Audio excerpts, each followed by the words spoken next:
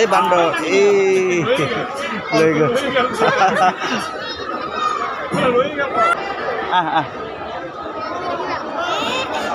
ধুনু ধুনু এফালে happy new ইয়াৰ আৰু নতুন বছৰৰ তোমাক বহুত বহুত ধন্যবাদ জনালো আন্তৰিক শুভকামনা জনালোঁ আৰু আমাৰ ধুনুৰ লগতে আপোনালোক সকলোকে এই ইংৰাজী নতুন বছৰৰ বহুত বহুত আন্তৰিক শুভকামনা জনালোঁ যাতে এই নতুন বছৰটো আপোনালোকৰ জীৱনটোত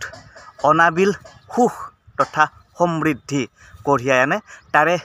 কামনা জনাই আজিৰ ভিডিঅ'টো আৰম্ভ কৰিছোঁ 2023 চনটো মোৰ কাৰণে খুবেই বেয়া আছিল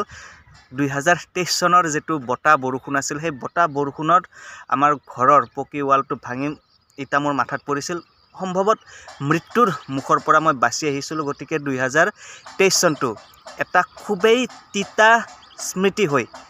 মোৰ জীৱনত থাকি যাব আৰু 2023 টো যেনেকৈ নহওক অতিক্ৰম হৈ গ'ল পাৰ হৈ গ'ল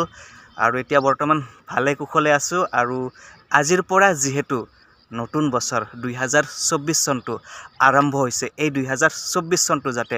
মোৰ লগতে মোৰ পৰিয়ালবৰ্গ তাৰ লগতে আপোনালোক সকলোৱে ভালে কুশলে থাকে তাৰে কামনাৰে তাৰ প্ৰাৰ্থনা কৰিবৰ কাৰণে আজি গৈ আছোঁ আমাৰ ঘৰৰ ওচৰতে থকা প্ৰসিদ্ধ দৌলগোবিন্দ মন্দিৰলৈ আৰু এতিয়া ৰাতিপুৱাৰ প্ৰায় 10:30 মান বাজিল আৰু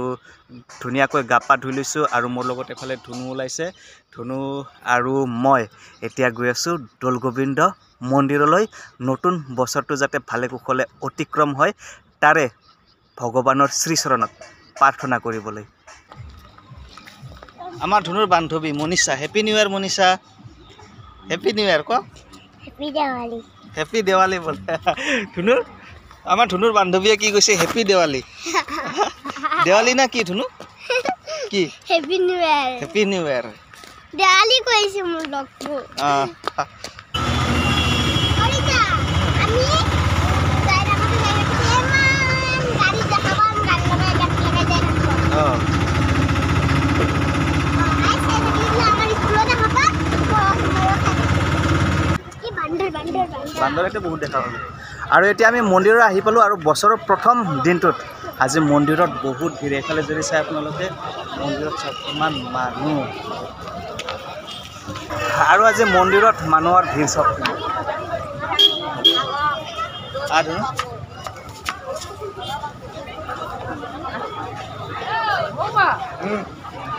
মন্দিৰত প্ৰৱেশ কৰাৰ লগে লগে ইয়াতে হাত ভৰি ধোৱাৰ সুব্যৱস্থা আছে ইয়াতে আমি হাত ভৰি ধুই ল'লোঁ আজি মন্দিৰত বহুত ভিৰ বহুত ভক্তৰ সমাগম হৈছে আৰু পোনপ্ৰথমে আমি এফালে বন্তি প্ৰজ্বলন কৰি লওঁ ধূপ ধূনা জ্বলাই লওঁ আৰু সন্মুখৰ ফালে বন্তি জ্বলোৱা গৃহ এতিয়া বন্তি জ্বলোৱা গৃহটোৰ ফালে গৈ আছোঁ আৰু আজি মানুহ আচৰিত ধৰণে মানুহ হৈছে আজি মানে চাৰিওফালে কেৱল মানুহ আৰু সকলোৱে নিজৰ কাৰণে নিজৰ পৰিয়ালটোৰ কাৰণে মংগল কামনা কৰি আহিছে আৰু যদি ভিতৰৰ ফালে চাই আপোনালোকে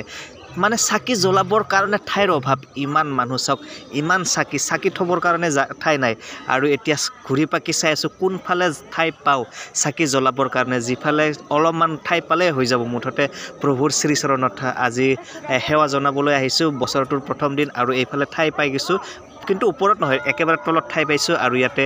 বন্তি জ্বলাই ল'লোঁ ওচৰতে ধুনু আছে ধুনু ধূপ লৈ সাজু হৈ আছে কিন্তু এতিয়া ভিতৰত ধূপ নজ্বলাওঁ ধূপ বাহিৰত জ্বলাম আৰু মুঠতে আজিৰ পৰিৱেশটো কিন্তু খুবেই ধুনীয়া লাগিছে নতুন বছৰ হিচাপে আৰু এতিয়া বাহিৰত ওলাই আহিলোঁ বাহিৰতো মানুহে ইমান ভিৰ মানে মানুহে য'তে পায় ত'তে সুযোগ সুবিধা য'তে পাইছে তাতে চাকি জ্বলাইছে ধূপ জ্বলাইছে মুঠতে আৰু এয়া ধুনুই ধূপখিনি জ্বলাব ধুনুই কৈছে দেউতা মই হ'লে ধূপ জ্বলাম আৰু তাইকে ধূপখিনি জ্বলাবলৈ দিলোঁ আৰু এতিয়া এফালে ঘূৰি পাকি চাই আছোঁ আৰু এই প্ৰসিদ্ধ দৌলগোবিন্দ মন্দিৰত আজি ধুনু প্ৰথমবাৰ আহিছে ধুনু ইয়াতে আহি কেনেকুৱা লাগিছে আমাৰ ধুনু ভাল লাগিছে ন ধুনু যেতিয়া গৰ্ভত 6-7 মাহ তেনেকুৱা সময় আছিল তেতিয়া আহিছিল আৰু আজি প্ৰথমবাৰ আহিছে বান্দৰ ইয়াতে বান্দৰ বহুত দেখিবলৈ পাবা আৰু ইয়াতে ধুনু টিলিঙাটো বজোৱা টিলিঙাটো হ'ব বঢ়িয়া আৰু এফালে এই বান্দৰ এই লৈ গ'ল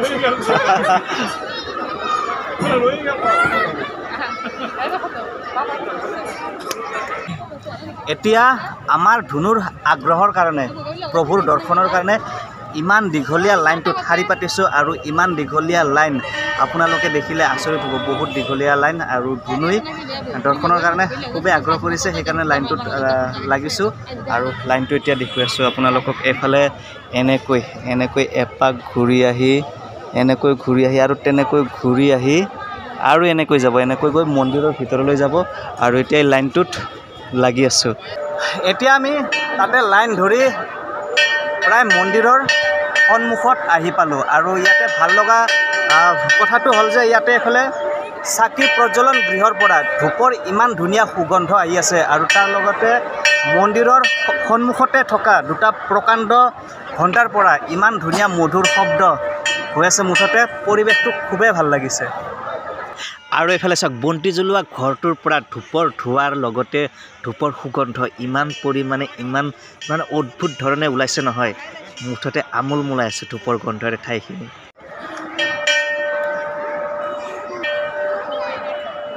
প্ৰায় 1 ঘণ্টামান লাইনত থকাৰ পিছত প্ৰভুৰ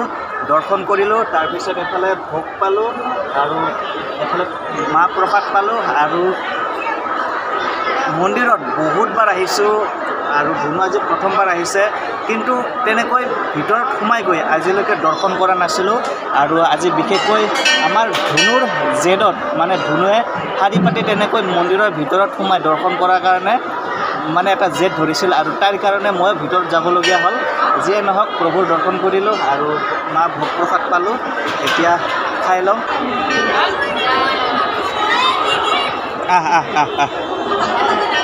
একেবাৰে ওচৰতে আহি বহি খাই আছে খুবেই ভাল লাগিছে আৰু বাবুটো দিয়া মই দি দিওঁ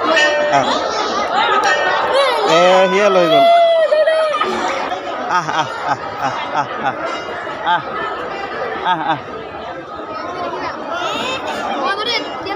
আৰু এইফালৰ পৰা চাওক কিমান আজি মানুহ আছে আৰু এতিয়া প্ৰায় দিনৰ 1 বাজিল 1 বাজি গৈছে কিন্তু এতিয়াও মানুহৰ আগমন ঘটি আছে আৰু চাওক কিমান মানুহ আজিৰ এই নতুন বছৰৰ প্ৰথম দিনটো এনেকৈয়ে স্মৰণীয় হৈ থাকিব আৰু মন্দিৰত দৰ্শন কৰিবলৈ আহিলোঁ আৰু আজি মন্দিৰত আহি খুবেই ভাল লাগিল মানুহৰ খুবেই ভিৰ হৈছে অসংখ্য মানুহ হৈছে আৰু ধুনুক লৈ আহিলোঁ খুবেই ভাল লাগিল ধুনুক আৰু ধুনুক এতিয়া কিনি দিছোঁ আৰু আজিৰ ভিডিঅ'টো ইমানতে সমাপ্ত কৰিলোঁ